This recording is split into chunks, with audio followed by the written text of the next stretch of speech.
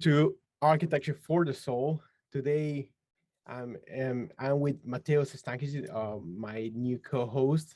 My name Hello, is Max everyone. Medina, and we have a very special guest. He's Oliver from Upstairs. Matheus is gonna read us a little bio for from Oliver. Yes, of course. Well, welcome, Oliver. It's a pleasure having you here. And Hey for everyone, those, thank you for the invitation. Glad to yes, be of here. course, of course. And for those that don't know, Oliver Oscaret is the founder of Upstairs, a platform focused on architectural representation and visualization with more than 270,000 YouTube subscribers worldwide. Oliver has worked on content creation and today dedicates himself full time to this community of YouTubers with courses and digital products. Upstairs is an international platform dedicated to teach and explore the world of architectural representation. They believe that how architects express themselves is strongly connected to the design process of the profession. They are here to help students, aspiring and inquiring architects to better visualize their architectural practice. Yeah, that's it. That's the main goal. All right. So, well, it's actually really an honor having you here. We've been following your content, and the world of architecture thanks you so much for the help that you gave us all, and it's actually interesting seeing your background and everything. And we would like to dive deep into who is Oliver. Explain to us. Someone asks you who is Oliver, what is Oliver? Yeah, totally. Well, first of all, thanks a lot for the kind words. When I was graduating, still in architecture school, I've never expected to be in this position right now. So it's really an honor to be helping students all around the world, where once I struggled, I can now pass on the knowledge and try to help as many students as I can. And thanks to YouTube, that's now very much possible. So maybe going all the way back to when I started and how I started and why I started, actually. I was in my second year of architecture school. I've never touched any rendering software, Photoshop, Illustrator. It was all very new to me. I mean, I've done something in Photoshop before, but never actually related to architecture or nothing really that fancy. And I saw that somehow during architecture school, the professors are starting to ask for a well-composed board for the projects to be rendered in a certain way, but they never really taught us. They never really gave the steps to achieve something. It was more obviously because architecture school is so full of things to teach, and you got to cover so much that even 5 years or in other places more than that is not enough. I know that visualization and representation might not be a topic that could have been touched on, but then I faced myself in that position, right, where I think all students somewhere in the process face themselves, that they want to portray, they want to get the idea out of their heads and visualize it and present it in a beautiful way that explains all the concepts that they thought of, all the interiors, everything that the project has. So that's where I actually started my journey in this world of representation and visualization, knowing that it could, I don't know how the English word for that, but maybe how you could potentialize. I don't know if that's right. Your design Try me in process. Portuguese. Potencializar, maybe that's the word. When you all right, to like kind of give power to or yeah enhance. Yeah, because catalyze. every time I saw a student that couldn't really represent it in a good way, in a satisfactory way, their project seemed a little bit cut short, where the design things, the thought was there, but we couldn't really see it. So that's where it all started, I guess. And do you force yourself to learn all those skills, or how was the process of learning those skills to later transmit all those skills through videos?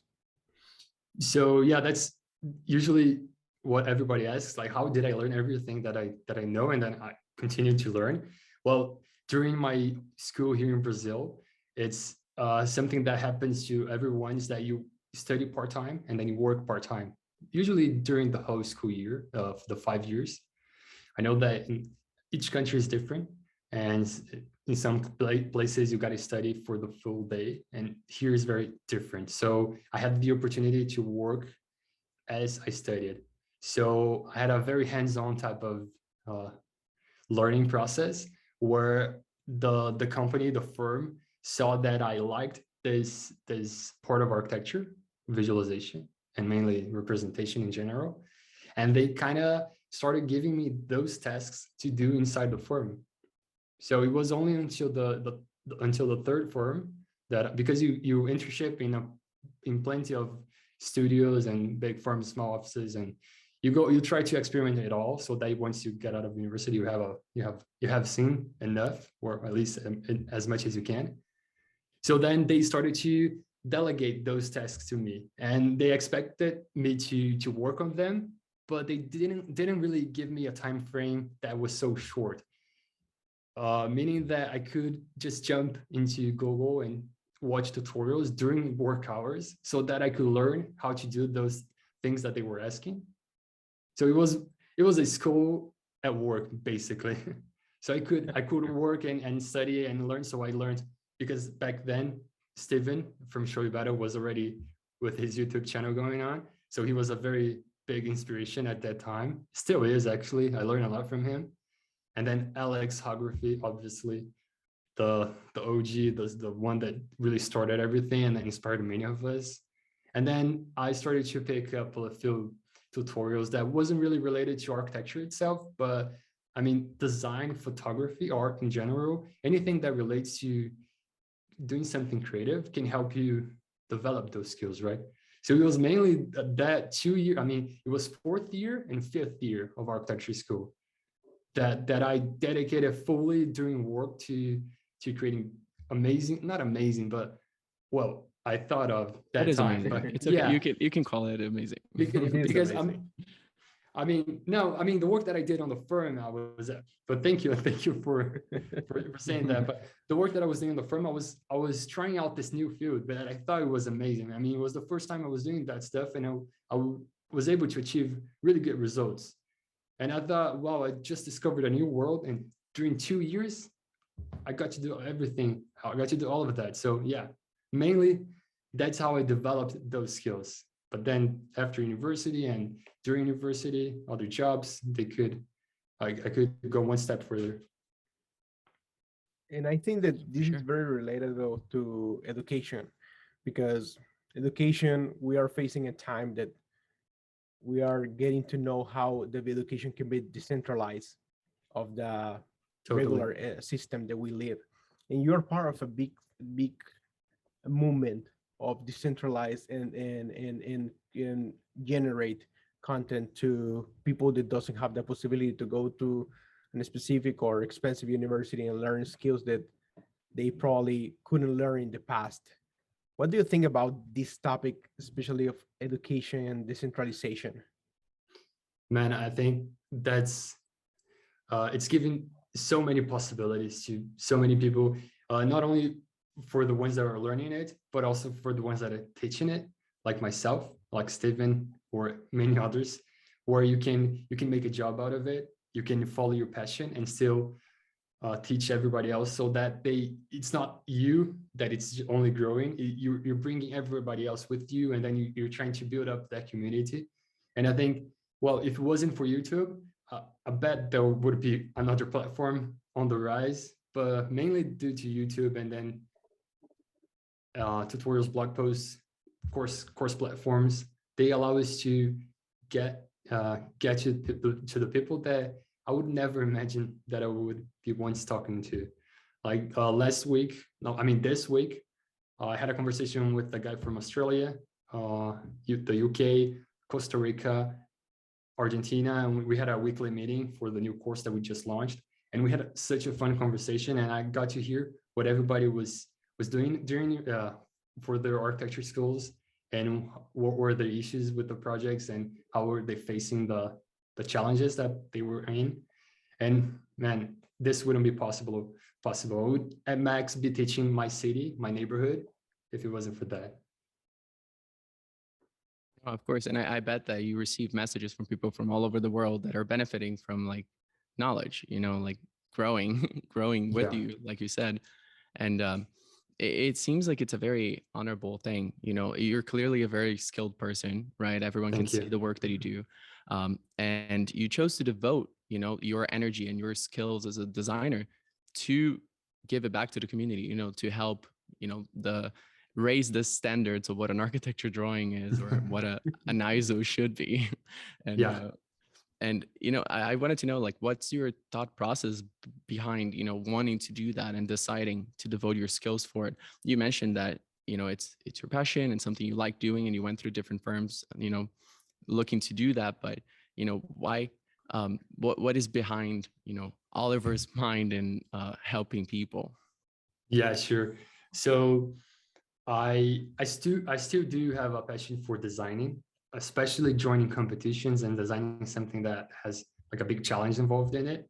But now I'm totally focused on the platform on upstairs because it's the thing that I see the most growth potential and that eventually will allow me to go back to the designing, but still maintaining like a side thing that will maintain my so that I can pursue the design that I want to pursue and not having to be limited to what the market has to offer. But maybe that's a whole nother thing. But yeah, I started during university teaching my colleagues, teaching my class how to do an isometric, as you mentioned, because nobody knew how to do it. It was a type of drawing that it wasn't taught on the classes, but it was a really good way to represent your projects and show the project itself, you know. So the first workshop that ever happened was me teaching how to do like a sequence diagram, a sequence concept sequence diagram. And after that, I've always been the type of guy that looked at YouTube with something that could be uh, an opportunity, if I may say that. So I started to connect the dots. So there's Steven Shoibara that does this. So I've been teaching my friends here on the school. I bet there's a lot of people that would love to learn something like this. So I started to connect the dots and experiments. So during university, I think it was on my third year, I posted the first video, and it was all that weird looking video with no voiceover, just text on the screen, very jittery. But it was how I knew how to do it back then. I posted once every 2 months, every 3 months. With I wasn't expecting anything but I thought, well, if it ever grows into something, that would be fun. And then 2 years later, I think it was in my fifth year when I was doing my thesis project, one of the videos just hit 100K views, That which video. yeah, which is insane. I mean, for a guy that's just starting on university, posting tutorials, and it's about architecture and more specifically about representation, which is a very niche subject. It was really impressive to me. So I saw that there could be something there. So I started posting more and more, and eventually I saw that, well, I could expand into courses because YouTube is YouTube. You cannot teach a full-fledged course in under a platform that's focused on entertainment and has cat videos and prank videos competing with yours. Yes. So at some point you got to work smarter, and then posting a full-fledged course. Well, first of all, it wouldn't pay off the time that I'm investing, because it takes like a full 10 months to develop a really good course that's detailed and it will teach everything without spending more hours from the audience point of view than it should. So I started to work on the courses, work on the videos, and I was still working as a junior architect. So I graduated after the fifth year, and then I worked 2 years as a junior architect. So it's not a 9 to 5 type of job here in Brazil. It's more of a 9 to 7, actually, because we do have a longer lunch break. But all that to say that I was working after work hours on the channel and before work hours. But So right now, that you dedicate you 100% to YouTube. 100%. So it was after releasing my first course that I saw that I could pay off the bills with that not salary, but with what YouTube plus the courses were giving me.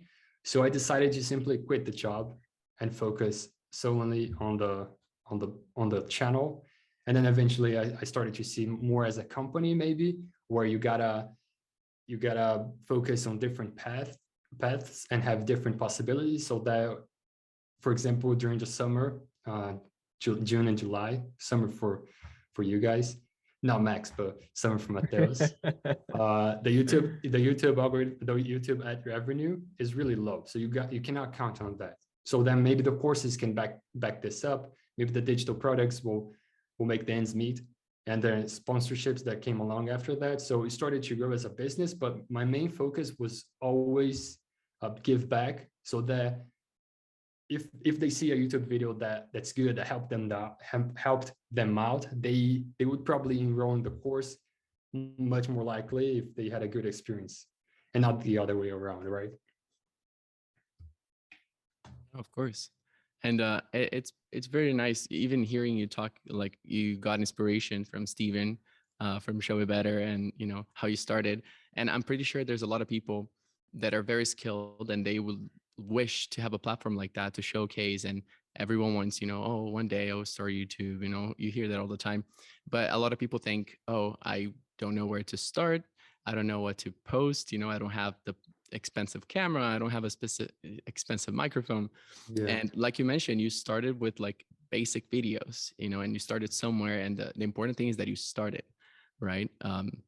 And like, do you have any tips for anyone that is like starting now or has, you know, a goal in mind and want to do something? Yeah. I think that's the hardest part, just starting out. I mean, you gotta put yourself out there, and you gotta put in the work to see the results. And sometimes they won't come until the third, fourth, fifth year that you're investing in it. It was, well, for me, and for my experience, so I started on the third year of architecture school, and then I graduated, and it was only until on my second year as a junior architect, so 5 years later, that I decided to quit the job and live fully from the platform. So yeah, there's a long way, but it started as a side hustle, and then it could increment my monthly revenue so that I could start seeing more results. And then eventually it grew. So you got to start somewhere. And then yeah, I started with crappy videos with no voiceover, just loud music and text over it.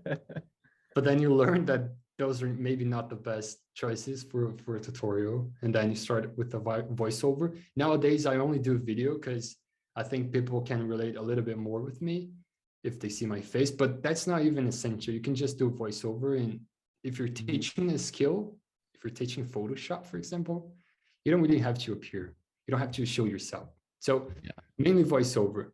And I was fortunate enough to have learned English throughout like my teenage years, and then I had an exchange year where I went to the US. So yeah, I was very fortunate to have English as a language. But even if you don't have, because yeah, English can reach the entire globe, do it in your own language. Even if English is something that's kind of difficult for you. Enough of an audience. Yeah, I know that here in Brazil, there's a lot of smaller platforms that talk mainly in Portuguese. But for example, there's one focused on ArchiCAD, and they only talk in Portuguese. So imagine it's even more niched than me. So it's only Portuguese. Yeah, in Brazil there is millions of people. Yeah, there is. Probably right. that guy has 30 millions of people in his channel. But if you do in Spanish, for example, the Spanish audience is huge. Huge. Yeah, and it doesn't really matter the amount of followers you have. It's not, for example, if you see like my channel has 280,000 subscribers, that doesn't equate to how much money I'm getting or how much I'm paying. It has nothing to do with that. It's mainly about the views. But if you have quality views that can translate to maybe a workshop that people are going to sign in, or a product that you're going to sell, then you can see that you maybe can make that as your main income and do that passion of yours and just follow on. Do you think there is a thing of quality instead of quantity? Yeah, I mean, you gotta start, and you gotta put at least a decent amount of videos out there until you see results, right? I know that there's a statistic that says that you gotta have, I don't remember the numbers exactly, but you gotta have like 200 videos before reaching your 10K subscribers, something like that.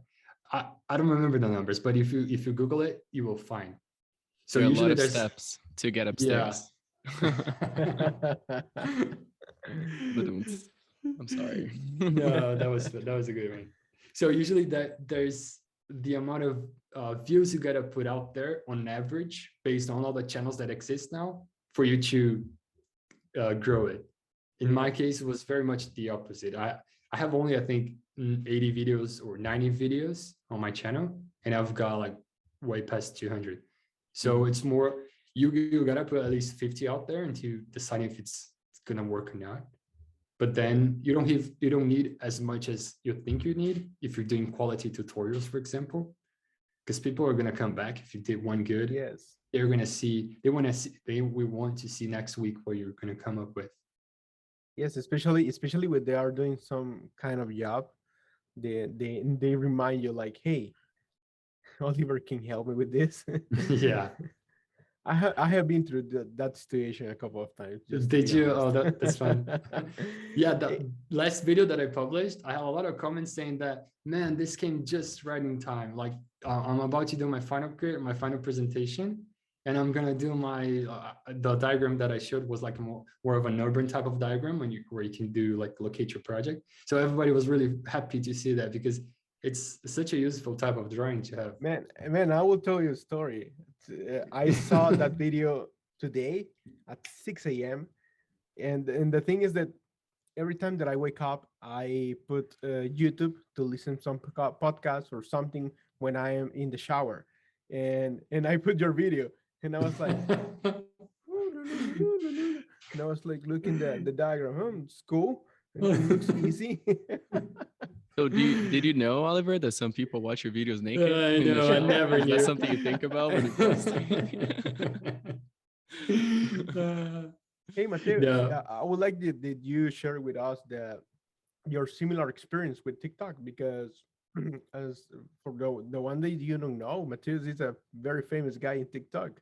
Also, and I think that the process of content creation is very similar to platforms, consistency and quality. Yeah, I wouldn't say super famous, but I started posting, my boredom explorations during COVID on TikTok, and it was just out of fun.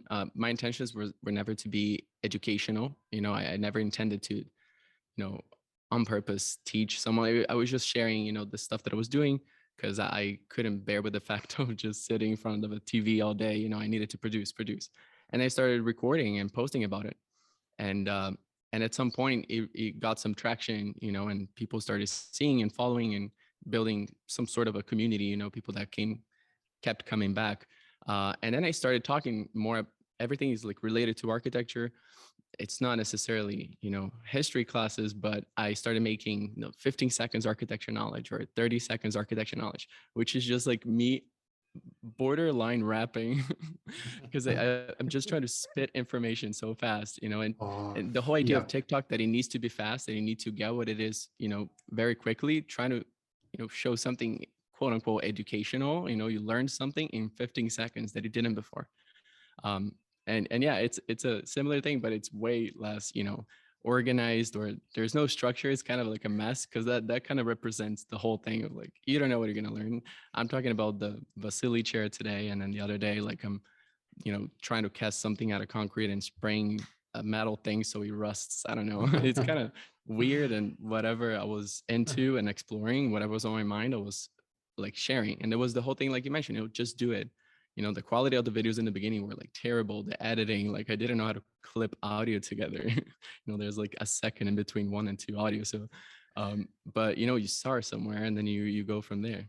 Yeah, I mean, the first step is the hardest. I once started, like the first time I recorded myself was with a 10-year-old camera. It was like the Canon 2T T2i. I've always messed it up, but it's a very old camera that doesn't even record in 4K, and it's very bad. And my first lighting was like, just those Chinese lamps. So I had like a bulb of light of a lamp inside of it, and it was just hanging out of my wardrobe. And I mean, you can see the difference. And if you go best to those videos, you can see that the lighting is maybe harsh, and the audio is not that good. But I mean, it delivered the content, and I guess that's the point, right? And The then end is about the eventually, content. Yeah. yeah, eventually we'll upgrade and evolve.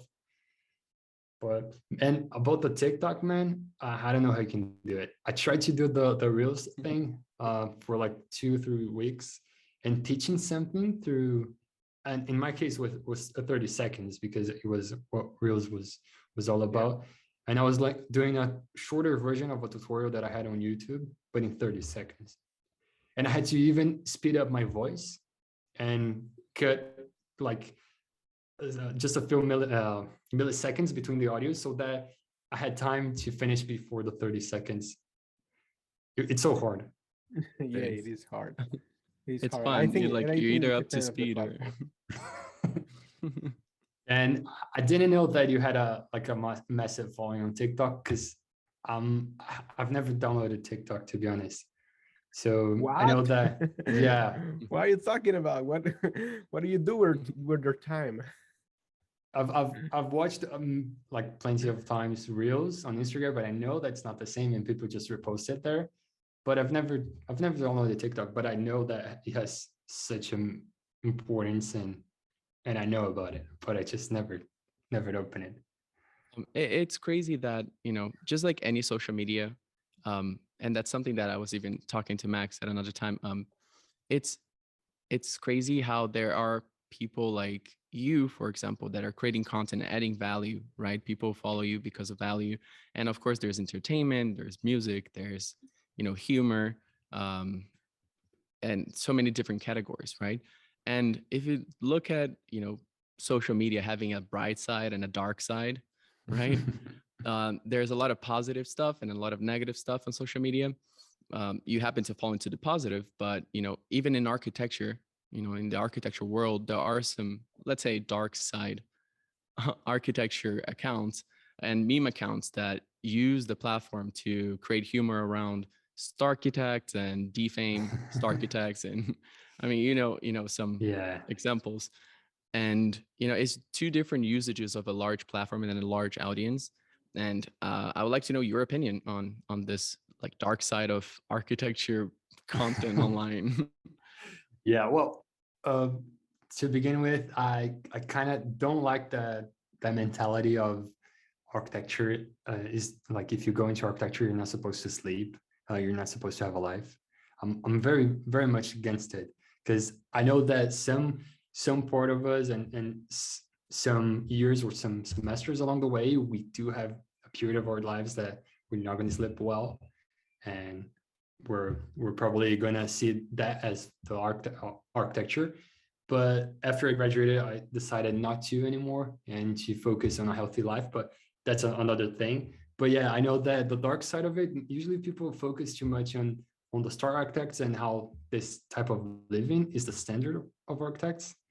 Maybe that's one bad side, and maybe a dark side on my type of content, which is tutorials, is that people expect us to teach something under 10 minutes and still explain every little step. Like, usually an image, like a really good rendering, may take like a full 5 hours to make it, plus rendering and all the post-production. And then how are you supposed to do that in under 10 minutes or 15 minutes? And then you gotta cut some steps off, and focus on what you think is most important. And then, well, people are going to complain and going to go in the comment section saying that those videos are useless and all that stuff. But yeah, I don't know, you gotta balance it out. I'm not sure if that's the dark side you were referring to, but that's sometimes what I face when I create the videos. The dark side is subjective. Whatever is dark for you, that's what matters. Yeah, I agree. I think that the focusing the negative part of architecture is a bad way to see the career itself. And I think that architecture has enormous potential of of of of offer unique experience to the people that getting into that world. And I think that not necessarily those experience needs to be bad, like no sleep or no healthy life. And I think that those experiences should be representative of how the architects live in a way that they are constantly creator all the time about different things. Yeah, Um, for sure. what do you think that is the best tools that the students should have in 2021? You mean tools in terms of software, in terms of like digital Yeah, programs? Yeah. yeah, yeah. Or an architect, like right now, top five Top five. software Well, recommendation. the first one gotta be drawing. And I'm not saying that you gotta be good at drawing, you just gotta know how to draw it. Like getting a decent result at the end of your drawing process is one thing. And there's a bunch of accounts on Instagram that do amazingly at drawing. But what I'm saying is getting good at drawing to visualize your ideas in a pen and paper environment so that you can translate your thoughts and then show someone else what you're thinking of in terms of drawings, so that you don't have to use words. That's one of the quotes that I use to translate what I do, is that you architects are very much like writers. We got to know how to express ourselves, but in drawings and images and diagrams. And Yes. so a writer usually masters a language, and I think I always say that. And so people, if someone's watching and have already heard this, that's mainly what I think about architecture. You got to know how to express yourself through those means. Maybe that's drawing, maybe that's digital images, that's another type of diagram. But you gotta try to represent that thought without words, so that it makes sense. So maybe number one, drawing, and then number two, I would say a BIM program. But then you cannot go to a BIM software if you don't have a 2D software mastered, like AutoCAD or Vectorworks in my case, Vectorworks 2D. So yeah, maybe a 2D software, then BIM, a 3D software, and that usually falls in SketchUp or Rhino. There's a great battle between those. Yes, but that's usually a big how battle. What do you use? I use SketchUp, but only because I was never taught Rhino during university, on SketchUp, and that's what people use here in Brazil. Yeah. All the firms, and nobody uses Rhino. Only if you're gonna, I mean, even if you talk to an architect here in Brazil and mention about Rhino, they're gonna say it's only for organic forms and parametric stuff, which is not true, obviously. Yeah. I know that it has a lot more powerful tools and things that you can do in Rhino than SketchUp, but I use SketchUp. And then I don't know if it's the fifth one, but I think Photoshop is a must. I mean, if you've got it mastered, you can do pretty much everything. You can have a really crappy 3D and then render it pretty badly and still save it up in Photoshop and have a pretty good board and an image at the end. So yeah, my opinion on Photoshop is that it allows you to get an idea quickly, because if you have an idea for, let's say, a tower, right, and then you spend time with the idea, developing the idea, modeling, rendering materials, all of that's going to take some time. But you can quickly destroy a piece of foam board and kind of put it together like you want. You take a picture, you want to Photoshop, and then you actually transform that quickly into something that is more understandable with scale, with environment around it, and you're able to visualize something, get that idea out of your head. And I think it's essential. Yeah, and I would go even further in saying that you can give personality to that image. You can tell some type of story, give an ambience, like change the feeling of the image so that you portray it differently from what a 3D software and a rendering would get. Those are more rigid and generic. So we always heard about the Lumion look, for example, or the V-Ray look. Yeah. That's the thing. So Photoshop usually takes that out and goes to the next level, essentially. Can we talk about the Lumion educational logo in the bottom that some people do not remove? Like, Well, first of all, I think they should just get rid of it. Like from the Lumen side, I think it doesn't make sense. Like what and I've talked to them more specifically to, I think was the head of marketing of Lumen. I had like a really good a meeting, like almost 2 hours talking with him, and they're kind of, I don't want to say this in a bad way, but they are kind of old, not like old heads, old minds, not in a right, bad way, but they don't see that if they allow for people to use the software, it's gonna penetrate all the little parts of the architecture world, the architecture schools, and people are gonna start using it. So if that's the software that they know, that's the software that they have the knowledge on, they're most likely gonna purchase this license in the future. So Mhm. I don't see why not just giving the free license for students and removing the watermark to begin with. No, it's the same But yeah, example of the video games. I think with there is some video games that they allow the people to download for free, and probably a lot of people gonna think, hey, what do you win with that if you download for free? But the things that you can uh, put like for example those video games the like Call of Duty, the possibility that the people have the experience to play it, and then uh, the ability to improve the things inside of his game, they get crazy and they generate more revenue than buying the game itself because yeah, they I think continue it's playing. the same thing. Yeah. But then if you're gonna use the student license and then it has a watermark, just crop it out. Come on. No, just Yeah. use Oh, the it clone just tool. It's easy, but it's an extra step. That's yeah. it. Like we got it. If we can turn crappy, pictures into, hypothetical luxury stores, we can remove a watermark. Yes, yes, for sure. It was only until I think last year that I used Lumion. Like I've never used it before because I didn't have a computer that was powerful enough to handle it. So that's usually what most people are facing now. It requires like a beast of a machine, to be honest, to run it properly. Mhm. And sometimes you're like during school, you have other stuff to pay off, and you don't have like a pretty good computer to do the work. So I've never really used it before, to be honest. And then only once they got in touch and gave me a license. So so I've never had to deal with the watermark issue, but I understand you completely. Just crop it out, come on, or use Yeah. the clone tool. Yes, And yes. and the interesting thing about, talking about Lumion rendering, and architecture illustration in general, how to represent something. It's interesting because architects, we drool, we dream about, those beautiful drawings and beautiful sections, there's Yeah.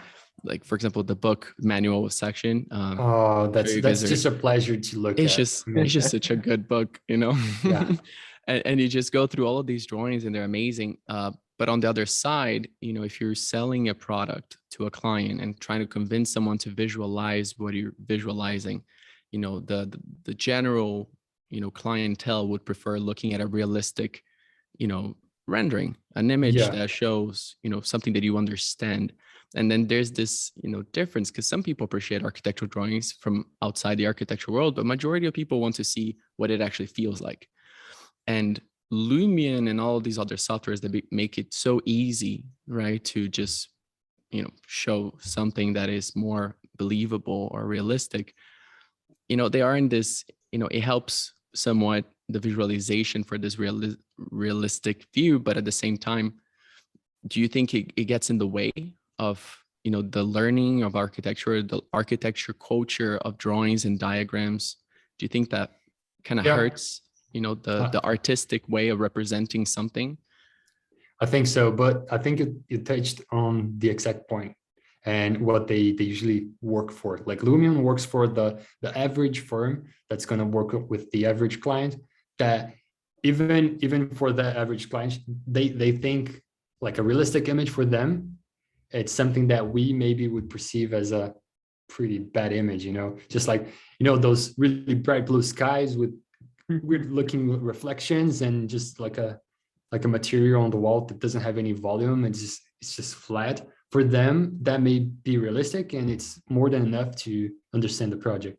And for those firms that work with those type of clients, that's also more than enough. I mean, their focus is to construct it, like to build it, and then take pictures afterwards so that the portfolios is full of built stuff and not just renderings. So renderings are just one part of the process that doesn't really matter for them, right? So I guess that's the biggest, that's the main client of a real-time renderer like Lumion. And that's what they usually focus on because that's what pays the bills for them. Yeah. But I think you also mentioned it right, because they make it too easy to the point that it's hard to make it something different from it. It's hard to get the Lumion look out of the image only using the Lumion features. Yeah. You gotta go into Photoshop. You gotta try to use some effects that are more advanced, and the settings may not be like straight on. You gotta go deep and look into them. So I think yes, in some sense, it's shaping how the architecture is being produced, because usually there's the generic materials that are in the software. So the architect may use just something that's inside the program and not go looking for something else that will suit the project better. And the manual of sections that you mentioned, I think it's all about the level of details, and it's like you can clearly see that there's no software attached to it. It's purely work and detail and a level of expertise. It's born for architects. Yeah, That's what it is. for architects. I like that. Hey, Oliver, before we end the show, I would like to ask about this new wave of social media creation. And I'm talking about the metaverse, the NFT. I would like your opinion in how the Oliver of the future should evolve to be in that wave of content creation. What do you think about that? And even education. That's such a difficult topic, I guess. But in terms of social media, I know that a lot of people already adapt to this new form factor, especially after the pandemic really happened. I mean, I know that's still happening, but after we were forced to deal with the digital more than the physical, a lot of people already went into the social media standards.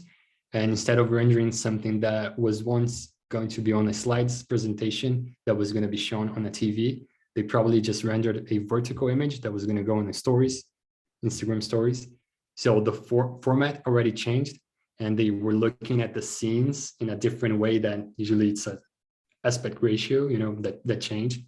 So that's one part of it. I think we already evolved so much, and we're seeing the benefits of focusing a lot on the social media to get work, to get commission, not so much on the other part of social media that we all know the issues. But then going to the NFTs and the maybe cryptocurrencies, whatever, I think I've seen, I don't know if you guys follow, but I watch constantly a YouTube channel called Colin and Samir. They usually create videos for content creators. So I learn a lot from them. And I think they mentioned about a educational platform that were selling NFTs, that each NFT was I don't know if you can say it that way, but each token was one invitation to a special community. So if you have that token, you can be part of let's say Visualization Pro community. So you can trade that off. So you've got your golden ticket to be a part of 100 people around the world that's going to be part of this not massive, but 100 people group that is going to be all around the globe. So imagine being able to buy it once, get all the knowledge inside of it, and then trade it afterwards and selling your golden ticket. I don't know. It was something that I kind of got that idea and then directed it into what I do today. It was fun, but I don't know. I know there's a lot of ESG issues with the whole system, and I know it's complicated, but that's one way of seeing it, I guess. Yeah, for sure. And I mean, these are interesting things for the future, how to use those for architecture and, the this niche that we're in, right? And that's something that we're exploring and researching at Sunken Blimp, which I'm a co-founder of, and Yeah, we're I actually saw. exploring with the with That's the pretty idea cool, of by the way. Like, congrats, tokenizing man. access to be part of this community of creators, community of architects that are trading, like, and actually sharing knowledge and help. So you're part of this inner circle, that is, creating. The whole purpose is creating and exploring, the whole idea that right now, if you're an architect or a designer, it's really hard for you to do something outside of what the client is paying you to do, right? Because you need the money and you're providing a service. Yeah. But a lot of people, around the world are curious and they want to explore with different things and innovate the way of building. But if you don't have someone paying you for it, it's really hard. So we're trying to build a community of people that are creative and, can explore out of the purpose of exploring and using the tokenization and cryptocurrency in order to, tie the community together, like decentralizing, right, a community of creators. Yeah, that's really interesting. That's also one of the goals for the channel, I guess, to be able to provide enough so that I can focus on what I want to focus and maybe design something that maybe it doesn't depend on a client. But maybe in terms of NFTs, I was thinking about, it's hard to just sell something like, imagine selling a rendering as an NFT. Maybe that doesn't work just too well, maybe for an artist or whatever. But imagine having like a project from a like old master of architecture, like a Brazilian, Mies, whatever, and having that project be like a digital type of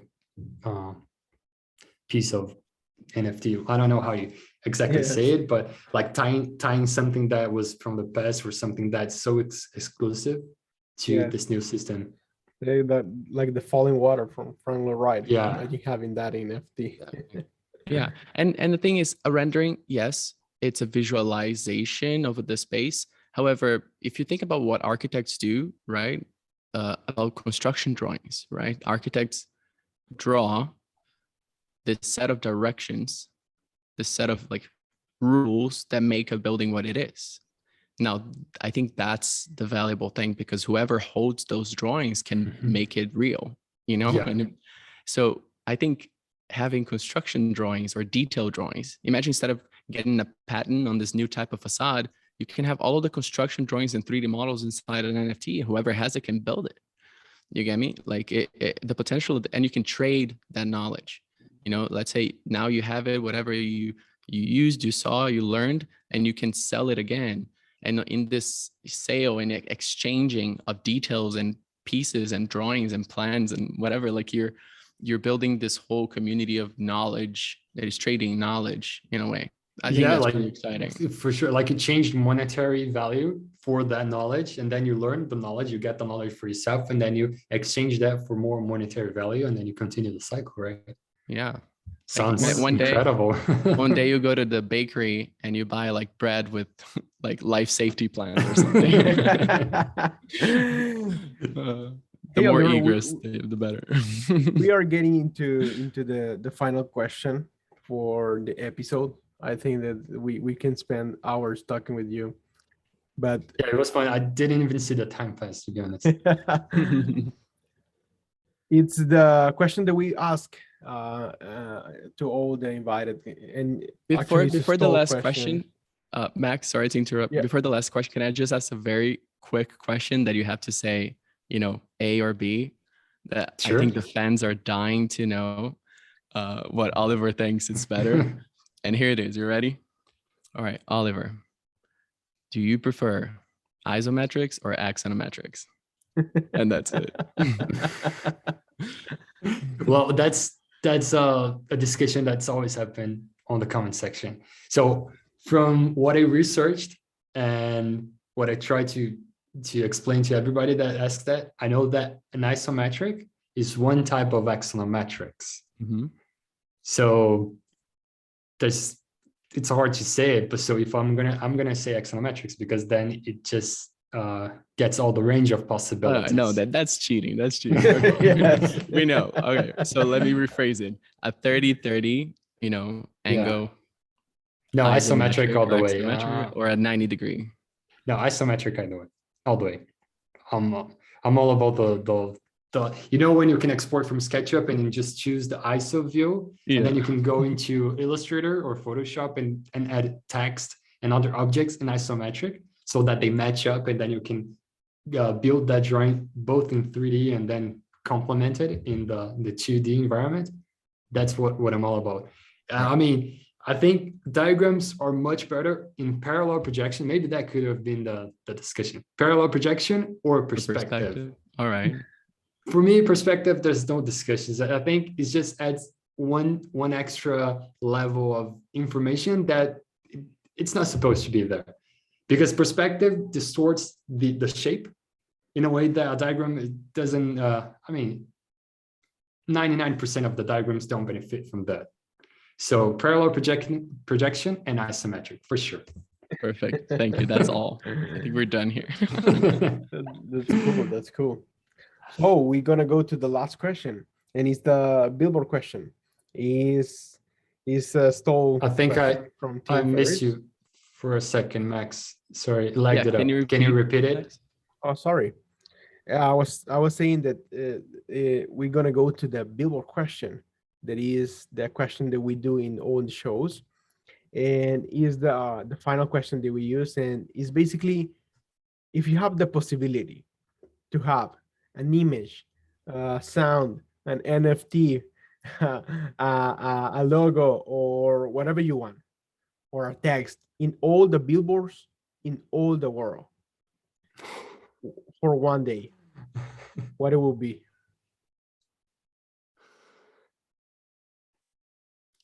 I don't know, man. Oh, that's a really tough question.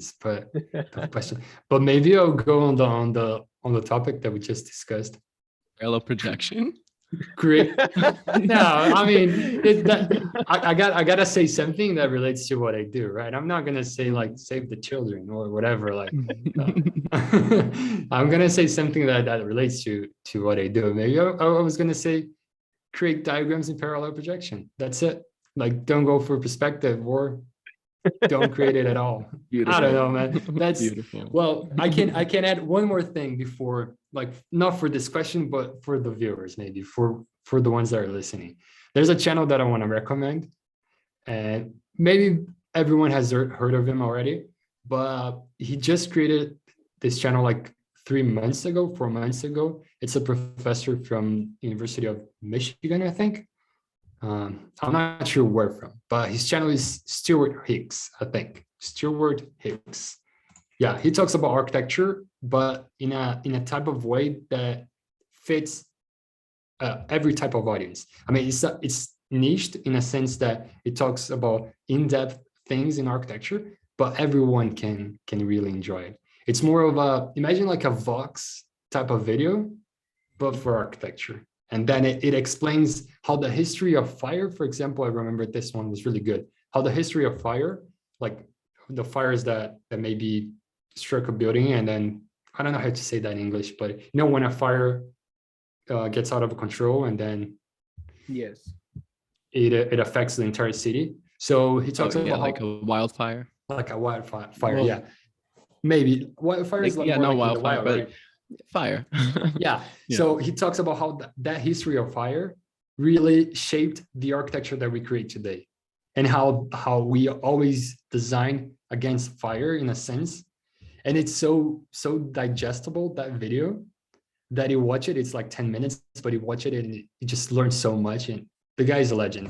Come on, it's really, really good. So if I had to give one recommendation, I would say just go to his channel. I think it's around 50K subscribers right now, or something bigger. He just really blew up. Like 4 months ago, he had nothing, and then started just pouring out quality videos after quality videos. And we gotta give him credit, because he's a professor, so he already knows a lot of things. It's not like us just fresh out of university trying to do something. He has the knowledge, the baggage. But good suggestion for sure. That's a great recommendation. Thank you. for sure. He's gonna have 2 more subscribers. Yeah. Well, we are in the final stage of this podcast. Oliver, do you like to add something else, or even you, Matheus? Well, I'm very honored to have this conversation with you, finally meeting you. I've been following your stuff for so long, and it's pretty interesting to see, a little bit of your backstory and the way you think about certain things and how you think about perspective now. Like that was a great addition. So thank you so much, Oliver. No, Thank you thank so you much, guys. Oliver. It was really fun. And if you ever need something in terms of community, in terms of what I can do with the channel to help you out guys out, please hit me up. Like we're all in this together. I think if we elevate our peers, we're gonna grow this all of us at once, And it was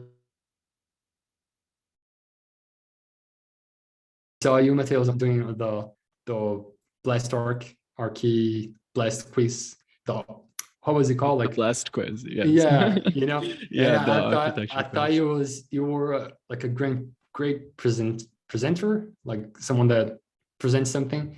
Like Thank you. you have in you. Like it was really fun to watch your part. I think you made jokes and you kind of got this. So Thank you. yeah. Thank you. And for you too, Max, it's so amazing to see someone bringing people from the architectural world to talk about, because podcasts in architecture we don't have so many. So Yeah. it's really good to have something solid like this. So Thank you, I bro. feel honored to be here. Thank you. No, and to all the listeners, if you get to this point, we are already friends. So subscribe, follow, leave a comment, and please go to upstairs, learn upstairs, and subscribe. He has a very valuable content that you don't gonna find in many platforms, and it's a thing that it's actually a kick-ass uh, courses, basically tutorials of how to improve your visualization in architectures with diagrams and representations. So thank you everyone for listening. This is Architecture for the Soul. Bye.